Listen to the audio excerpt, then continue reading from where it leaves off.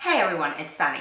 I get asked so much what items I stock in my pro kit, and I do have a very old video about it. I'll link to it below, but I thought I'd break it down a little bit and go through individual items that I stock in my kit and why I stock them. I'm going to start with foundations because to me, foundations are almost the most important thing that you can bring. How skin photographs, like when you're moving your face, how it looks, how realistic it looks, how well it covers versus doesn't cover, so it shows your skin through, and just how well it photographs is, for me, probably even more important than anything else in makeup. Obviously, technique-wise on how you do eyes and stuff, it's very important, but product choices, they are really important in foundations. So I basically stock five different foundations in my kit, and I'm going to go through them and their kind of benefits and what you would use them for. I'm going to start with probably the most common foundations makeup artists have in their kit, and that's because it is so good. And it is the MAC Face and Body Foundations. Now, I absolutely love these. There are several reasons why I like them. They're packed in plastic, which for a makeup artist that goes on location, incredibly important. If you're carrying loads of bottles that are glass, first of all, it's heavy. Secondly, they can break. So plastic bottles are really good. I love the packaging. I love the fact that they're doing the smaller versions now. I always label kind of like on all of my foundations, I label what shade it is so that I can easily and quickly see it. But what this foundation does is it makes your skin look like skin. You can layer it. You can put like 3 or 4 layers if you need to cover more, but it makes your skin look real. It doesn't look like foundation. It looks like your skin. And also, it doesn't have an SPF, really important if there's going to be any flash photography involved.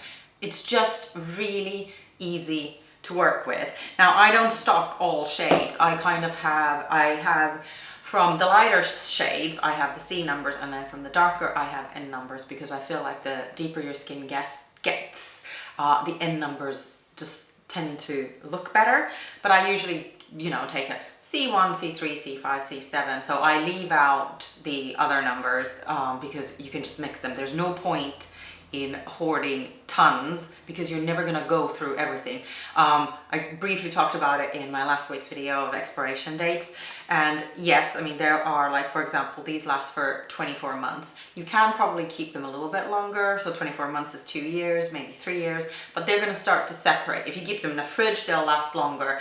But like when I see videos of people with tons and tons of foundations, most of those foundations, they're going to go bad. So really think about where you're going to invest your money. For example, brushes, great investment because you can have them forever. Foundations, ridiculous amounts of different kinds and different shades, they're going to go bad. You are kind of wasting your money. So yeah, don't buy every single shade, mix and match. But this is a staple. It's great for the body as well. It does transfer a little bit. It's not, if you are going to somebody's wearing white and you're going to put this on their legs, if it's in any way a little bit hot or anything like that, it will transfer a little bit. So don't do it for that, but it does look beautiful on the body. This I will probably have forever in my kit, and I'm so happy that they're doing the smaller bottles. Another one that I'm probably forever going to have in my kit is by Makeup Forever, and they are the Makeup Forever Matte Velvet Foundations. Now, these foundations, I really only bring them with me if I know a client will have bad skin, as in if there is actually a lot to cover, or in the hot summer months. During the winter, or when it's not particularly hot, or if somebody doesn't have particularly oily skin, I don't really bring them along. But in the summer, like hot summer weddings, these are the foundations I used. Again, plastic bottle. I've labeled the numbers on top.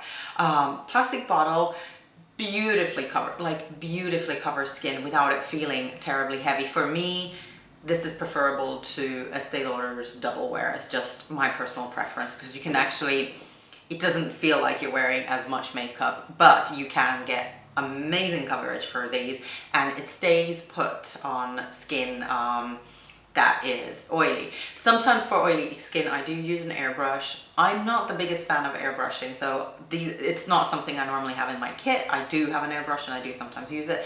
I'm going to go through the foundations that I normally use.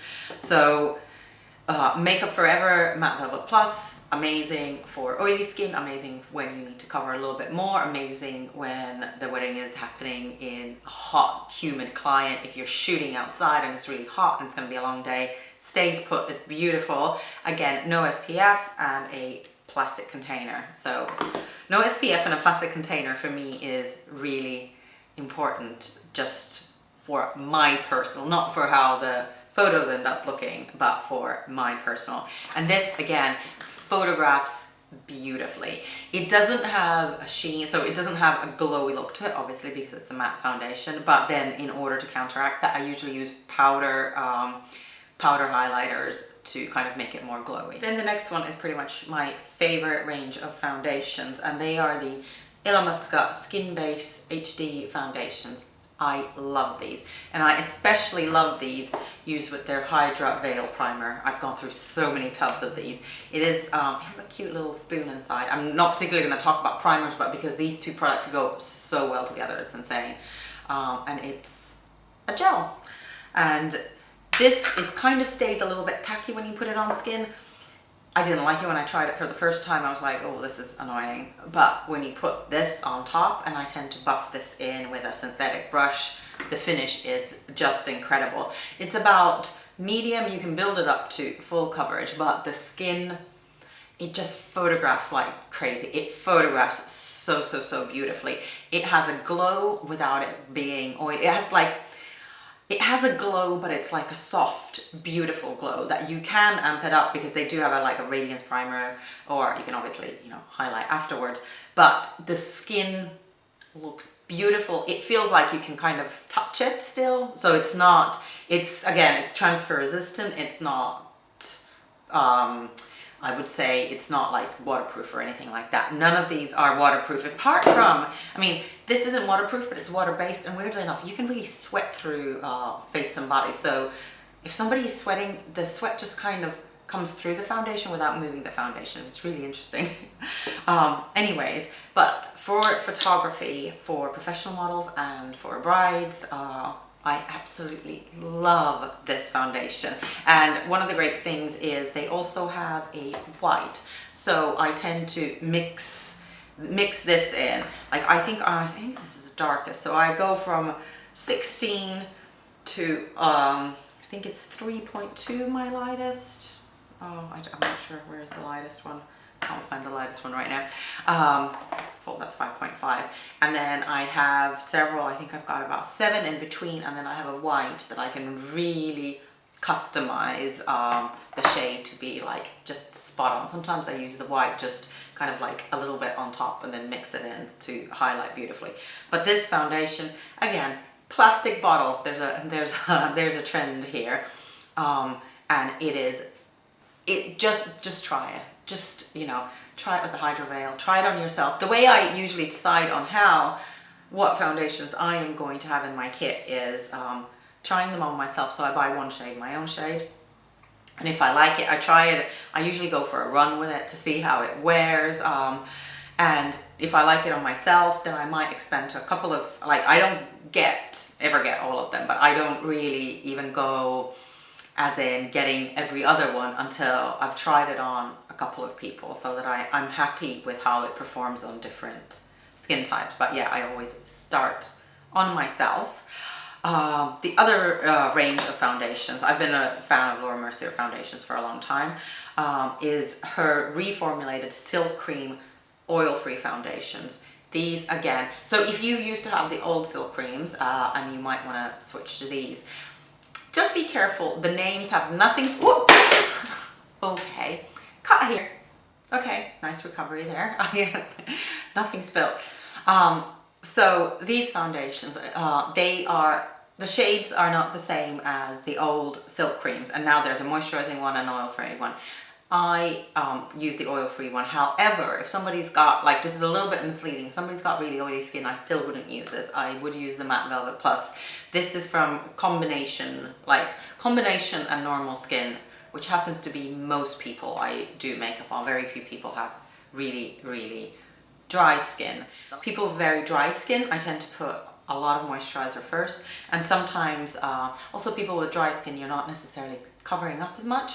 I sometimes mix in moisturizer with my foundations as well, but in my pro kit I don't have specifically like super moisture rich foundations, unless I know that I'm going to be doing makeup on slightly older women, and like, but by slightly older I mean, I don't know, 70s, 60s, 70s, when the skin really is a lot drier. Normally, if somebody's got drier skin, I just put on tons of ombre release, let it sink in, and then use one of these foundations. For example, Face and Body is incredibly beautiful on dry skin. Laura Mercier, the only thing with this is, for example, if somebody blows their nose or something like that, this foundation does kind of wipe off a little bit, which is not ideal, but for photography, again, incredible.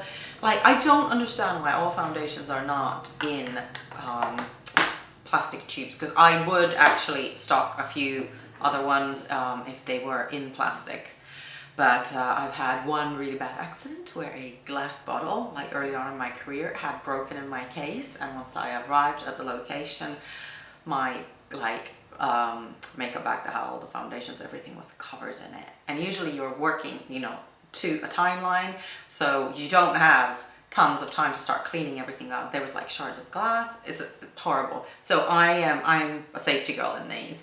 And then I'm going to show you one last foundation thing.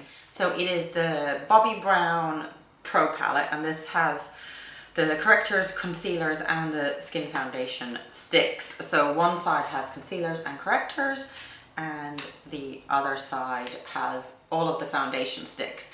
Now, I very seldom use this palette on its own. The way I use this is, for example, I do a very light foundation with the MAC Face and Body, and then I do a kind of a more contoury type look with these, because I really do love kind of putting on a creamy concealer on top of a liquid foundation and then buff it in all in. It's a really nice way of contouring. Or sometimes if somebody's got very, very good skin and I really don't want to use much foundation, I moisturize, put on a primer maybe, and then I literally just use these stick foundations or the concealers kind of dotted around. I used to carry a Craftobian cream palette. I find that carrying a cream foundation palette is a really good idea, because you do end up needing it often. And I did love the Craftobian, but you know, I had used it almost up, so I switched to Bobbi Brown. I just think that when you're working professionally, it's a really good idea to have one of these, because they double up as concealers. You can do quick contouring. It's just an easy and quick, and plus, because hold on, now I can't open it, because of the fact that you can in a very small space carry, you know, all of these shades of foundation, it is just more convenient. Most of the time I know what shades I'm going to bring with me, but it's always good, for example, if you're doing a wedding and all of a sudden there's an extra person to be done and she's got a deeper skin tone and you don't have the foundation with me, it's not good professionally. You always have to be prepared for everything, but within reason. So again, I don't want to carry around every single liquid foundation in every color, but it's actually easy when you have a palette. So those are the foundations that I am carrying with me right now in my pro kit. I would love to hear from every makeup artist out there what you have in your kit, because I'm always looking for ideas. And this does change every once in a while, so it's not like the absolute truth, so to speak, but these are the ones that I love carrying around. Just remember, try to go for plastic, try to go for plastic, try to go for foundations that do not have an SPF or SPF of 15 and below, because you never know, even if it's not meant to be for a situation where there's flash photography, you never know these days, and you don't want your client to look horribly pale. And yeah, just have a couple of different finishes. Know how to photograph. If you haven't had a chance to try them out, try them on yourself, do a little photo shoot on yourself. But yeah, if you have any questions about any of the foundations, please comment below, and I am going to see you next time, and let me know if this is of interest to you, this kind of series. So thanks so much for watching. Bye.